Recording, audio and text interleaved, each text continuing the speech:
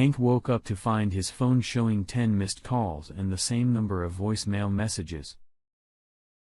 He didn't recognize the area code. After several run-ins with spam calls from Chinese robo-marketing, he had set his phone to send unknown numbers to voicemail. Normally, Beijing Betty didn't leave messages. His daughters weren't up yet, so he started listening to the messages. That's when he learned that his wife, Randy, wasn't in Jacksonville, Florida to visit her parents and sister for the weekend as she had told him. Instead, she was in the burn unit of a hospital in Boulder, Colorado.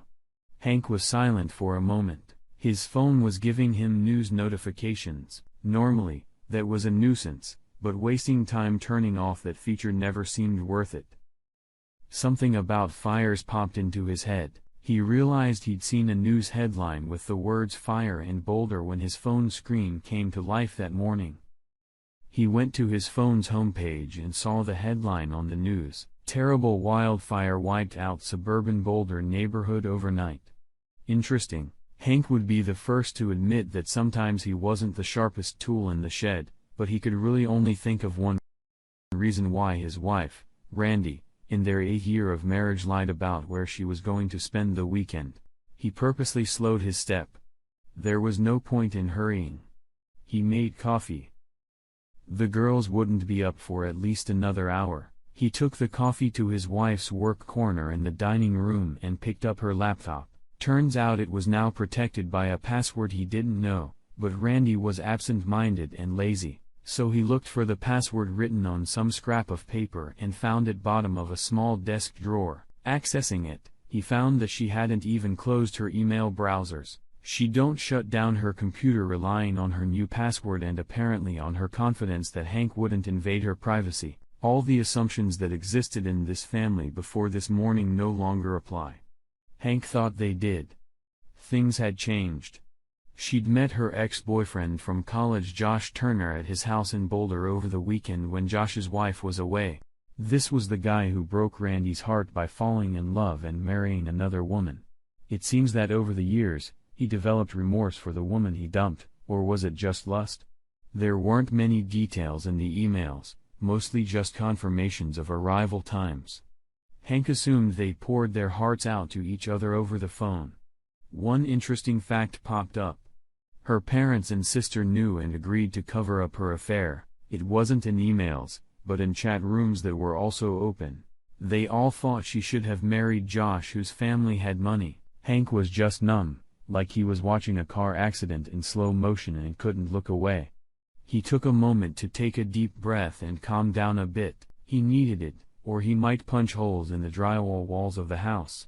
He dialed the hospital in Boulder. When the switchboard answered, he asked on a hunch if Josh Turner was a patient. When they asked Hank to define his relationship to Mr. Turner, he said he was a friend. The operator then said she could not provide any information. This response definitely confirmed that they had a patient named Josh Turner. Hank then called the number left in his voicemail.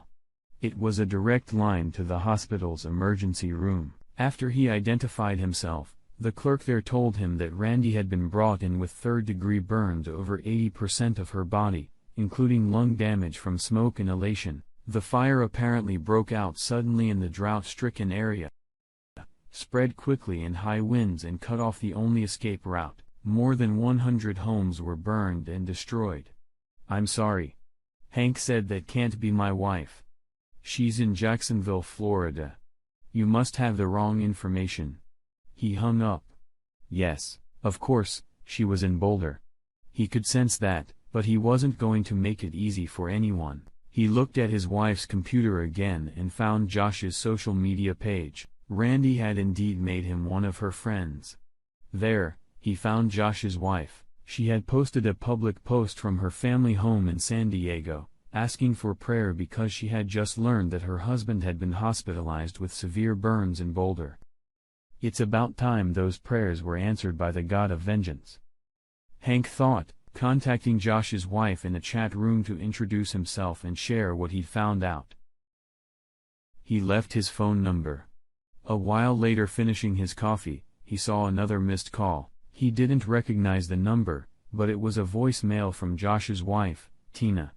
Hank called her back. "Miss Turner, is your name really Tina?" he had to ask. "Yes," she said with a sigh. "When I got married, one might have feared it would be to the woman Josh had rejected. I married for love. Now it's just a complete rift. You must be Randy's husband." "I am. I certainly knew about her when Josh and I met. He'd been acting weird lately, but I didn't understand why. It all makes sense now." "Is it the same for you?" "Kind of. I knew about Josh, but Randy wasn't acting all fussy, so I didn't notice." "You're taking it easy, Hank. How do you do it? You talk calm too." "I'm on the pill," Tina said. "Josh is badly burned. They've already put him in a medically induced coma. I lost my temper when I heard that. Now I'm just in shock. Especially knowing the truth of what really happened." "What's your wife's story?" "Badly burned. I don't know much more than that. I told them couldn't be her because my wife is in Florida." Tina giggled. "Oh, the hospital's calling again. Let me answer it, and let's keep in touch." She hung up and Hank saved her number in his contacts so the spam blocker wouldn't send the call to voicemail. A new call came in from Randy's father, Bob. Bob must have seen the news and gotten worried. Cell phone rings. "Yeah? Hank? Hank? Yeah?" There was a pause. Bob had never liked Hank, and Hank disliked Bob in return, but they'd always maintained a semblance of polite conversation. Now, Bob noticed it didn't seem polite at all. "Hank, have you heard from Randy?" Hank paused. That question must have cost Bob blood, morally speaking. "Why would I hear from her? She's upstairs in her old room. Isn't she? Spending time with you, your stroppy wife, and your other asshole daughter." Bob realized that Hank knew. He sighed. "Hank. She really loves you. I know we never got along, Bob." Hank intervened, his voice getting louder. "This is bullshit, and before you go on talking and annoying me even more, I realize you've always disliked me. You were convinced I wasn't worthy of your daughter, but Josh was. Your wife and your other daughter acted like ingratiating bitches to me too. I put up with it to keep the peace, but now it's over. And I wanna be clear, if you were standing in front of me right now, I would punch you in the mouth until you spit out your blood-soaked teeth, you pathetic humans." Hank hung up the phone. There was really nothing more to say. However, to save time, he blocked Bob's phone numbers as well as his mother-in-law's and sister-in-law's. "Daddy, why are you yelling?" his daughter Nicole asked, entering the kitchen.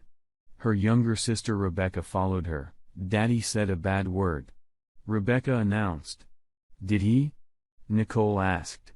"Say it again, Daddy. I didn't hear it." Hank had to smile. "What was that bad word, Becky?" She frowned. "I can't remember. You must have heard it wrong. Now let's have breakfast. Today is going to be pancake day, 3 pancakes each and some orange juice." Then both girls watched cartoons. After all, it was Saturday morning. They liked Bubble Guppies. Hank hoped they were cartoons, a path to something more substantial like Pinky in the Brain or Phineas and Ferb. The phone rang again. It was Tina Turner. "The pills aren't working." "The what?" "The pills I told you I was taking to calm down, well, they're not working." "Why do you say that, Miss Tina Turner?" "At the hospital, I was connected to where Josh is in the ICU. The nurse put me on speakerphone. She thought it might help Josh to hear my voice even though he's in a coma, so I lost my temper. I yelled that his girlfriend was badly burned too and would probably die, and that it was his fault, and that after you and I both got our life insurance payouts, we'd go on a world cruise and spend the whole time fucking each other to a stupor to pay it off." His heart nearly stopped when he heard me. "Even though he's in a coma, yes. It's hard to tell if it was my screaming that caused it or if it was just a coincidence. He pulled through, though. I'm sorry." She paused. "Sorry? Why are you sorry? Are you sorry that his heart almost stopped, or are you sorry he's still alive?" All of Hank's instincts leaned toward cruelty, but he controlled himself. I'm just sorry it happened like that. Me too. After a pause, he asked. Tell me about this cruise we're going on. I'm sorry, I don't know where it came from. Still, I'm curious about it. I'll bet you are. She paused. Are you really curious, Hank? I've seen on social media that you have a pretty face, but I haven't particularly followed you online. If I had to waste my time getting revenge by sleeping with someone, you'd be a pretty good choice. Why do you ask? Do I have a chance? I don't know. She answered slowly. It's just that I've spent time since I realized he was cheating. Wondering what's wrong with me. Seeing that you're interested makes me feel a little better. You don't look so bad yourself for what it's worth, Hank snorted. Thank you. That's good to hear, even if my wife clearly preferred your husband, maybe we're not the problem. Somehow I think it is too. Tina Turner paused again. Did you ever wonder why they did that? I suppose it's because they thought they could have sex on the side and get away with it. It sounds so simple. Well, what else is there to it? Tina said decisively. Listen. We both have a lot to digest, but let's keep in touch. We're the only two people who understand how the other is feeling right now. Okay. Okay, I need to get some Amazon shorts, Bermudas for the cruise and swim trunks. She giggled. At least you're making me feel better. Maybe the pills worked. Get a cabin with a balcony. She giggled again. Bye. They hung up the phone. Hank saw that he had another voice message. It was the hospital again. He called back and connected to the nurse in Randy's room. She too was on speakerphone. It must be a different nurse than the one caring for Josh, but they all seem to be operating under the same set of industry medical guidelines. Mr. Henry Becker? Yes. I'm Nurse Yang. We're on speakerphone now. I'm in the burn unit of the hospital's ICU. Your wife is here. She's badly burned and in a medically induced coma. She's right next to me. We're hoping the sound of your voice might help, even though she's unconscious. Hank thought about the fact that after today, the hospital would have to update its standard procedures for dealing with a patient's family, but he had to ask. What makes you think that? I wasn't there when she was brought in. One of my girlfriends was there. She said your wife had a dead grip on her hand and wouldn't let go until they realized she was demanding, call your husband. So sorry. Your wife fought the team with all the strength she had and wouldn't let them do anything until they assured her they would deliver the message. Okay. Too little and too late, Hank thought. What am I supposed to say? Tell her whatever is in your heart. The nurse said naively. Okay. Thought Hank. Game on. Listen, you pathetic liar. He yelled at his wife on the phone. I hope you die in agony and spend eternity in hell with who will also die. Just so you know, I'm going to spend all the life insurance money I get to seduce Josh's wife, and I will never forgive you. The line cut off. The nurse must not have listened when he started, but she seemed to come to her senses. Hank realized that he wasn't going to reach his mental balance goals at this someday. He would probably feel some guilt for saying all that, but today was not that day. Daddy, what do you mean seduce? Becky asked, holding her teddy bear. My little ones. Oh, it means to mislead someone. She pondered this with a serious face. When was Mommy coming home? That's what really pissed him off, the need to tell his daughters what was going on. He should have thought hard about it, but he wasn't in the mood. As soon as she could, Becky. Becky walked back into the living room. Hank watched her plop down in front of the TV. No way in hell was he going to take the girls to Colorado to the hospital to see their mother wrapped in bandages like a mummy, lest they have memories like that. 30 minutes later, he had tickets for a week at Disneyland, a reservation at one of Mickey's hotels and plane tickets. They were leaving the next morning. Nicole would have to miss kindergarten for a bit, but so be it. As soon as he got the tickets, the hospital called back. It turned out that Randy had had a heart attack and died. All efforts to save her were futile. Hank asked when it was right around the time he had yelled at her. Maybe he would suggest to Tina that she try yelling at Josh again. No. Let her figure it out for herself. In the end, Hank had to send Randy's health insurance information to the hospital to get them to give him the death papers. He called the funeral home there and arranged for her cremation. With her burns, Hank thought he could get a discount, but they told him they were still going to charge him full price. He asked them to mail him the ashes after they got back from Disney. Once there, the girls were sad that their mom wasn't with them. But they were fortified with ample amounts of candy at Bibbidi Bobby Boutique. Josh held out until Thursday. Tina didn't yell at him anymore, so maybe that helped him hang on. After he died, Tina moved back to Colorado, living with friends because her house burned down. She acted like an honorable widow for the sake of her children, she told Hank. She didn't tell them about Randy. Tina's kids were older than Hank's, and they knew their father had been hurt in the fire, so all of this would have been harder to ignore. Hank's girls had no idea. For a while, he'd keep it up. Still, not saying anything bad about their mother to them wasn't easy. Shortly after they got back from Florida, the delivery guy came to the door with 2 items requiring signatures. The first was a letter from her in-laws. The second was a box containing Randy's ashes. The letter asked that Randy's remains be made available so they could arrange a memorial service and funeral in Randy's hometown in Florida, unless Hank wanted to organize something where he lived. They must have called someone, he realized. The letter lacked any apology for covering for Randy. That fact made the next decision easier. He hired one teenage girl in the neighborhood to babysit and left the girls telling the babysitter about the Disney trip. Complete with a display of all their possessions and pictures on a clipboard, Hank then drove to a nearby national park. With a box of Randy's ashes packed and a bag slung over his shoulder, Hank went to one of the farther areas of the park. It had deep cinder block toilets instead of bathrooms. He took a picture of himself dumping ashes into the restroom. Walking back to the car, he pondered whether maybe he should have done some therapy, but the thing was he wasn't angry anymore. Well, not angry enough to hit someone.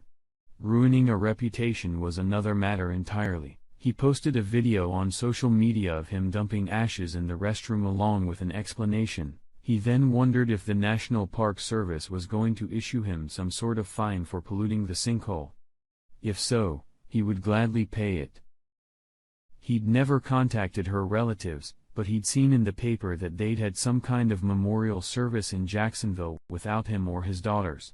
He told the girls that mom had an accident while she was away and she wasn't coming back. They took it as he expected them to.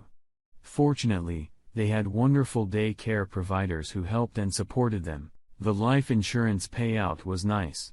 Randy had more insurance than Hank thought. The insurance payout made it easier to rebuild his work life. He decided his daughters needed more fresh air, especially on the playgrounds where there were lots of kids, and pretty young mothers, many of whom were very sympathetic to his tragic story.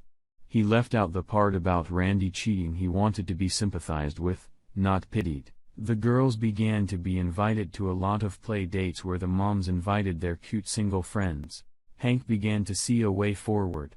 Hank never met Tina Turner, although they chatted on the phone from time to time.